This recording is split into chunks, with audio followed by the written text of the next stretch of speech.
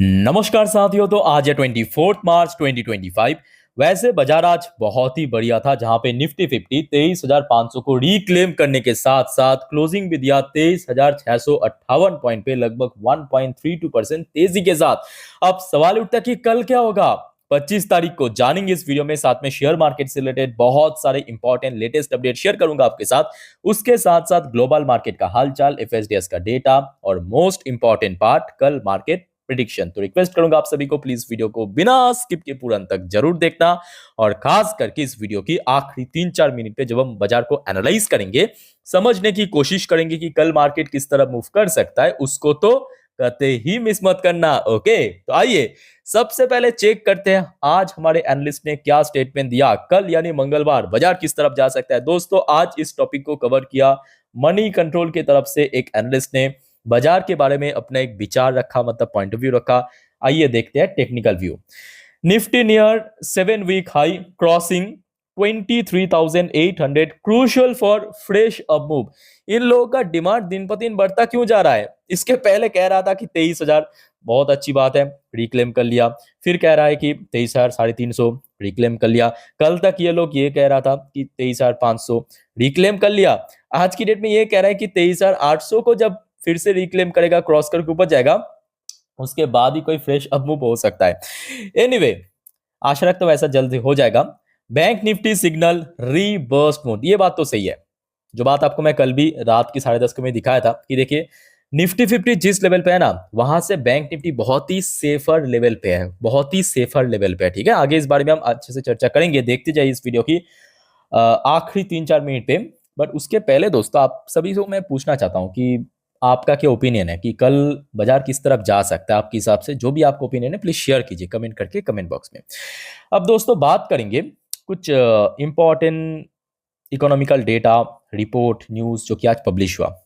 अब एक एक करके देखते जाइए।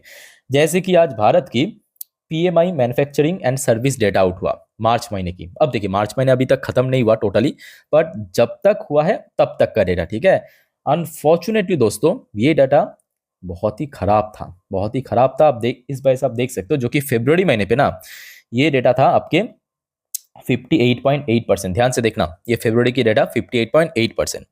अब यहाँ पे जो मार्केट की एक्सपेक्टेशन था 59%, मतलब इंक्रीज होने का जो कि एक्सपेक्टेशन था, एक्चुअली आया है 58.6%। तो मतलब जो एक्सपेक्टेशन था उसके आसपास भी नहीं पहुंचा।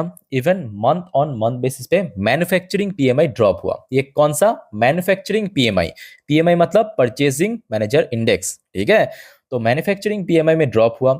अब इंडिया का हमेशा हमने देखा कि सर्विस पीएमआई डेटा बहुत अच्छा होता है।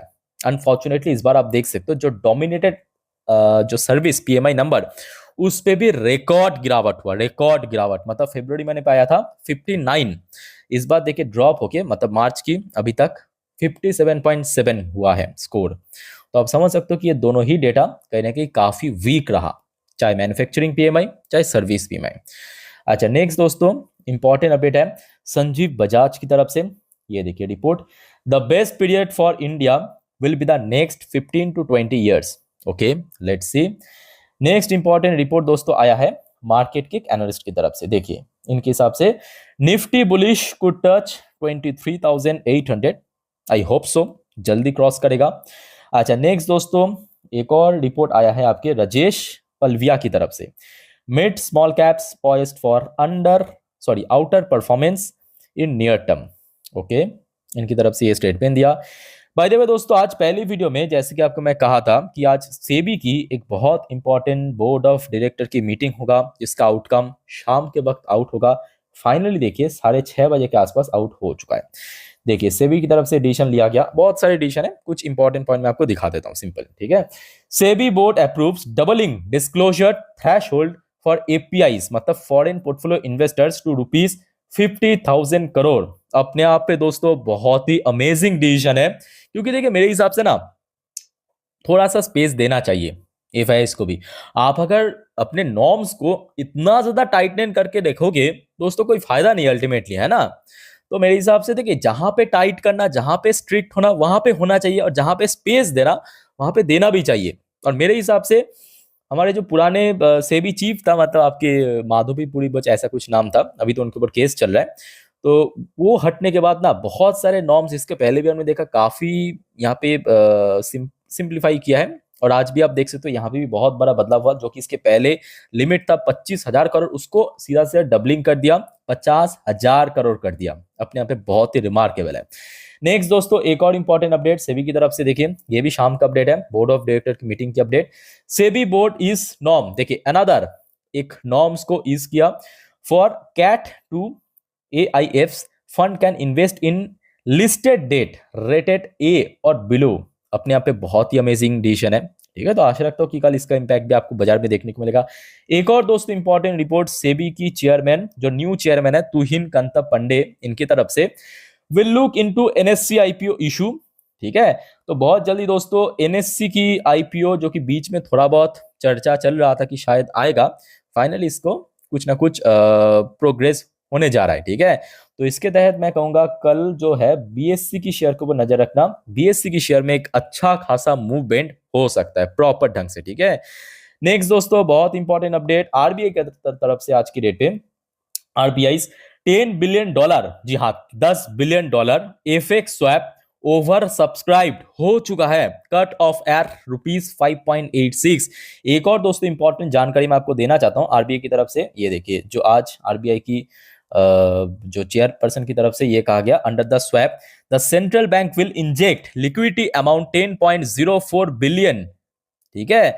जो कि यहाँ पे आप देख सकते हो कब होगा, वेडनेसडे के दिन दोस्तों बैंकिंग सिस्टम में लगभग $10 बिलियन से ज्यादा इंजेक्ट करेगा, लिक्विडिटी को और ज्यादा बढ़ाने के लिए, इंक्रीज करने के लिए, ठीक है।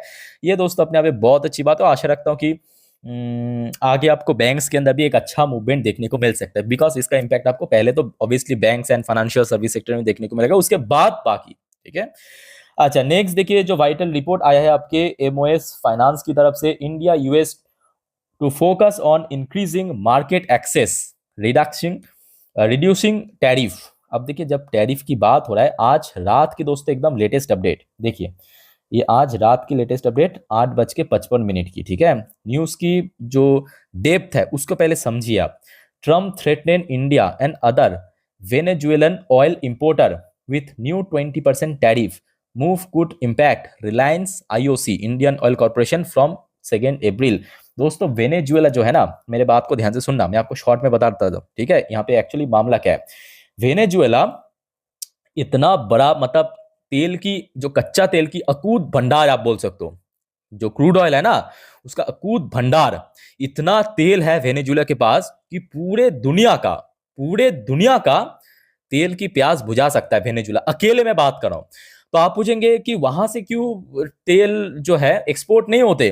दोस्तों एक्चुअली क्या होता है, वेनेजुएला एक बहुत ही छोटा सा कंट्री है जो कि USA की ठीक बगल में है, जो कि उनके लिए मैं कहूंगा बहुत ही बुरी बात है। और एक टाइम पे इसको लेके बहुत ज्यादा मामला भी हुआ था कि देखिए वेनेजुएला के अंदर जो तेल, ठीक है, तेल की जो उत्पादन की काम करेगा वो सिर्फ और सिर्फ US कंपनी करेगा।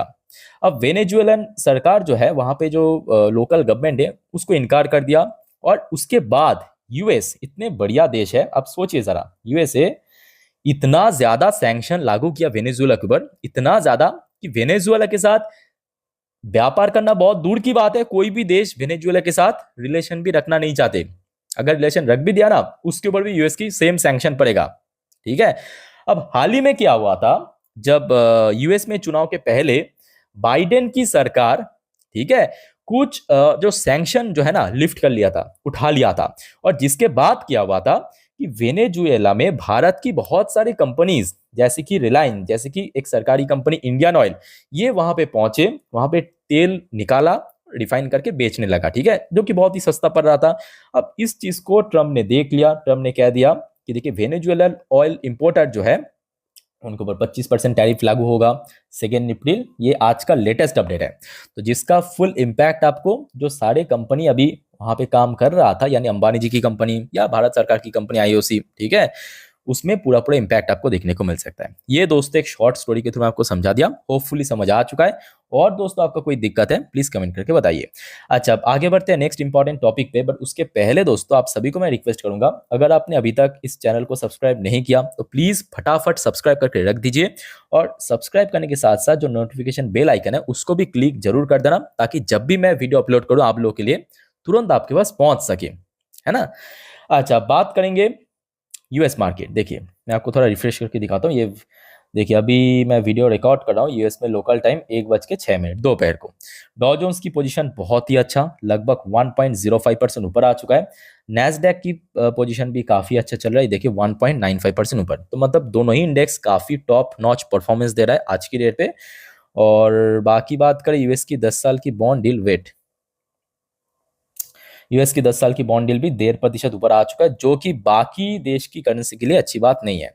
इसके अलावा आपकी जो ब्रेन क्रूड की प्राइस है वो भी तकरीबन 1% बढ़ चुका है। ये जो वेनेजुएलन ऑयल इंपोर्टर के ऊपर फिर से 25% टैरिफ लागू करेगा, ठीक है, जिसके ऊपर आप देख सकते हो फिर से ऑयल प्राइस में इंक्रीज हो चुका है। इसके अलावा इंडियन करेंसी के वैल्यूएशन में बहुत ही अच्छा गेनिंग देखने को मिला, वैल्यूएशन बढ़ चुका है, प्राइस ड्रॉप हुआ बट वैल्यूएशन गेन हुआ, ठीक है।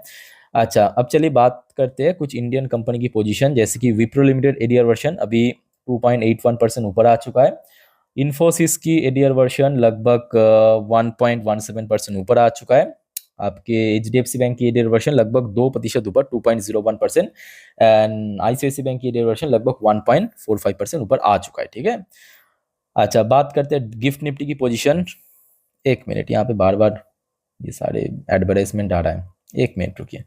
देखिए ये वीडियो मैं रिकॉर्ड कर रहा हूँ अभी 10:37 के आसपास, तो आप देख सकते हो सेम टाइम पे अभी गिफ्ट निफ्टी की पोजीशन है बहुत ही बेटर 23,720 पॉइंट पे, जबकि आज निफ्टी 50 क्लोजिंग दिया 23,658 पॉइंट पे, यानी लगभग लगभग अगर हम बात करें 62 पॉइंट ऊपर चल रहा है गिफ्ट निफ्टी का पोजीशन।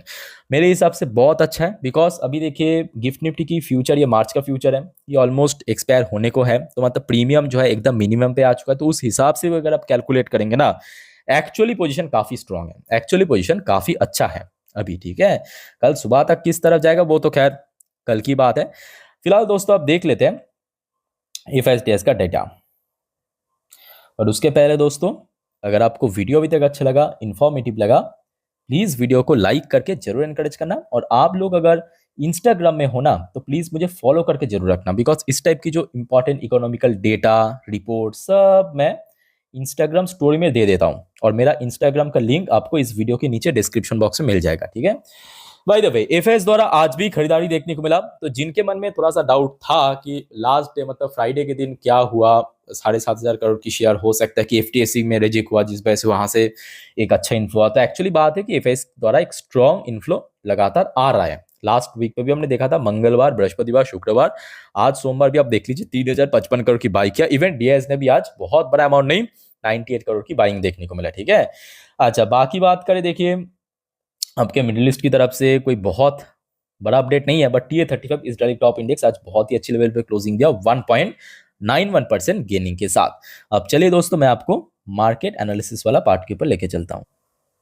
तो दोस्तों अभी आपके सामने मैं ओपन कर लिया निफ्टी 50 की लास्ट 3 महीने की कैंडलस्टिक चार्ट पैटर्न। अब जो बात मैं आपको बताने जा रहा हूं बहुत ही ध्यान से सुनना, अच्छे से ऑब्जर्व करना। जैसे कि देखिए मैं इस वीडियो के टाइटल में क्या लिखा ये है कि देखिए अब बहुत ज्यादा उम्मीदें मत करना, बहुत ज्यादा उम्मीदें मत करना, बिकॉज लास्ट 6 ट्रेडिंग सेशन पे हमने क्या देखा, बैक टू बैक रिकवरी हो चुका है लगातार है। तो कल एक काम करना, सुबह जब इंडियन मार्केट ओपन होगा उसके पहले डॉ जोन्स एंड नैस्डैक की फ्यूचर जो है ट्रैक कर लेना। दूसरा 2 ही सेक्टर, एक आईटी सेक्टर, बैंकिंग सेक्टर, और तीसरा जो है इंपॉर्टेंटली मैं कहूंगा रिलायंस इंडस्ट्री की शेयर, रिलायंस इंडस्ट्री सिर्फ और सिर्फ नजर रखना। न्यूज ऑलरेडी मैं कवर कर चुका हूं, ठीक है। अब मैं क्यों आप लोगों को मेंशन किया कि बहुत ज्यादा उम्मीदें मत रखना, पहले तो आप देखिए यहाँ पे 2 रीजन है। नंबर 1 रीजन ये है कि Nifty 50 back to back 6 trading session में चलते चलते पोजीशन कहाँ, ओवरबॉट जोन पे, ओवरबॉट जोन पे, ठीक है, जो कि बहुत ही अनस्टेबल जोन है। दूसरे अगर आप ध्यान से देखेंगे निफ्टी 50 फरवरी की फर्स्ट वीक पे, निफ्टी 50 फरवरी की फर्स्ट वीक में गिरावट के बाद यहाँ पे आया था, रेजिस्टेंस मिला था, फिर एकदम धरले से गिर गया। तो मतलब यहाँ पे दोस्तों एक स्ट्रॉन्ग रेजिस्टेंस मिल सकता है, जिसका नंबर कितना 23,750। तो कल दोस्तों सबसे जो वाइटल टेस्ट होगा ना, वो 23,750 पे ही होगा। मैं आपको थोड़ा और आसान भाषा में समझा देता हूँ। दोस्तों आपको याद होगा लास्ट कुछ दिन पे मैं आपको ये चार्ट पैटर्न को बार बार ड्रॉ कर करके दिखाया था कि जैसे कि निफ्टी 50 एक बियर ट्रैप में फंस चुका था। बियर ट्रैप का मतलब ये है कि लगातार अगर आप देखेंगे ना, ये सितंबर की एकदम peak all time high touch करने के बाद बार बार देखिए लोअर हाई टच कर रहा था। लोअर हाई जब जब टच कर रहा था, लोअर हाई मतलब प्रीवियस हाई से थोड़ा नीचे, ठीक है। तो इस बार के हिसाब से जो लोअर हाई था वो लगभग 23,000 की जोन पे तो था, उसको ब्रेकआउट तो कर लिया। बट इसके पहले जो लोअर हाई टच किया, मेरे बात को ध्यान से सुनना और समझने की कोशिश करना, इसके पहले मतलब फेब्रुअरी की फर्स्ट वीक पे जो हाई टच किया था उसका लेवल 23,750। अरे 23,750, इसको अगर सक्सेसफुली ब्रेकआउट दे दिया तो और कोई टेंशन नहीं है, और कोई टेंशन नहीं है, ठीक है। तो बट इसको ब्रेकआउट देना जरूरी है। अब हो सकता है कि ब्रेकआउट देने से पहले थोड़ा सा कंसोलिडेट कर ले कुछ समय के लिए, बिकॉज इतना लंबा समय आप समझ सकते हो कि Nifty 1 2 3 4 5 6 back to back 6 trading session पे भाग चुका है, भागते वक्त, और वो भी एक एक दिन में 1.5% 2% करके, है ना। तो कल के लिए यही इंपॉर्टेंट लेवल है, समझा दिया 23,750। बट नीचे की तरफ अगर आप देखेंगे, अगर थोड़ा सा करेक्शन होता है तो यहाँ पे थोड़ा नीचे तक भी जा सकता है। बट हाँ, सबसे पहले मैं कहूँगा 23,500 भी एक क्रूशल लेवल है जिसके ऊपर आज रिक्लेम करके क्लोजिंग दिया, ठीक है। तो 23,500 के ऊपर सबसे पहला टेस्ट होगा, अदरवाइज नीचे सीधा सीधा 23,000 की एक स्ट्रॉन्ग लेवल है जहां पे बैक टू बैक रेजिस्टेंस मिला था, ठीक है। ये मैं आपको निफ्टी 50 समझा दिया। बात करेंगे बैंक निफ्टी। अब निफ्टी 50 के साथ बैंक निफ्टी में अगर हम कंपेयर करें ना, बैंक निफ्टी की पोजिशनल वाइज बहुत ही सेफर जोन पे है। सेफर जोन पे इसलिए है जहां पे हमने देखा निफ्टी 50 भी एक जो प्रीवियस हाई टच किया उसके आसपास पहुंच चुका, बट बैंक निफ्टी एक्चुअली इसका जो प्रीवियस हाई था कहां पे था, इस लेवल पे। नंबर कितना, वही लगभग 51,000 के आसपास। उसको क्रॉस करके आज बहुत ऊपर पहुंच गया, उसको क्रॉस करके बहुत ऊपर पहुंच गया, बट स्टिल बैंक निफ्टी भी ओवरबॉट जोन पे है। ये चीज को भी आप इग्नोर नहीं कर सकते, जिस वजह से मैं बार बार यही कहूंगा कि अब बहुत ज्यादा मार्केट से उम्मीद मत रखना, मार्केट से बहुत ज्यादा उम्मीदें मत रखना।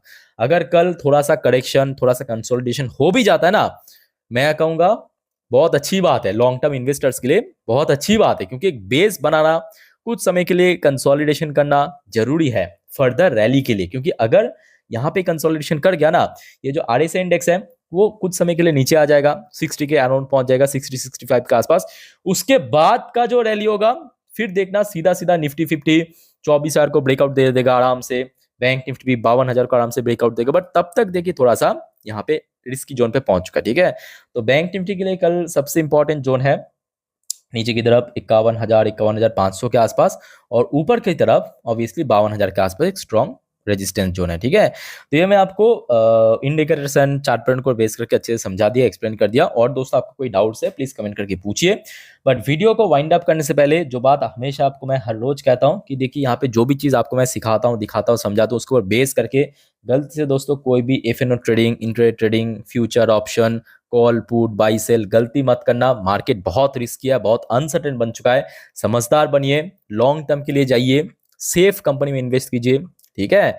और कोई दिक्कत है तो मैं हूं आप लोग के लिए, पूछिए मेरे से कमेंट करके, ठीक है। और देख लीजिए, जान लीजिए, सीख लीजिए मेरे से। बाकी इस वीडियो को वाइंड अप करता हूं, मिलते हैं नेक्स्ट वीडियो पे। टेक केयर, बाय बाय, जय हिंद।